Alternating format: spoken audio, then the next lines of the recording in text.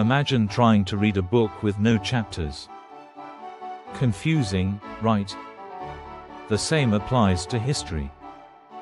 Today, we'll explore historical periodization, the way we divide history into manageable segments.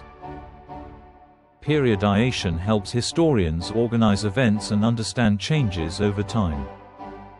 But it's not a straightforward process. It reveals our values and priorities in historical interpretation. Let's break down periodization step by step. First, we have the traditional three-age system: ancient, medieval, and modern. This scheme has roots in Renaissance humanism, emphasizing Western advancements and viewing history linearly. Next, this traditional approach reflects a Eurocentric worldview. It centers on European developments while marginalizing other civilizations. This raises issues regarding whose history is highlighted and whose is ignored. Now, let's discuss critiques and alternatives. Post-colonial historians advocate for decolonizing periodization. They argue for a more global perspective instead of a purely European one. Some suggest dropping periodization altogether, but this can lead to a lack of structure.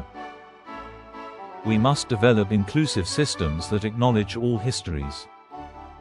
Alternative schemes attempt to address these gaps.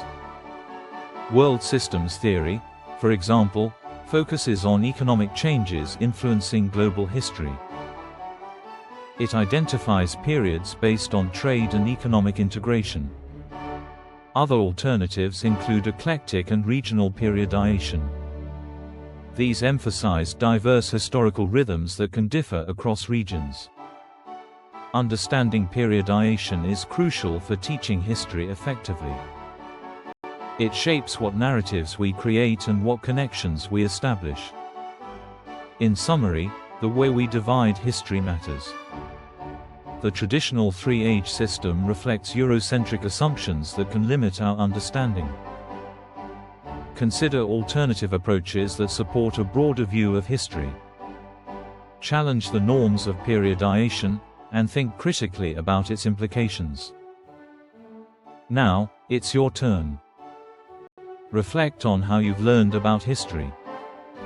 Share your thoughts in the comments below. Let's broaden this conversation together.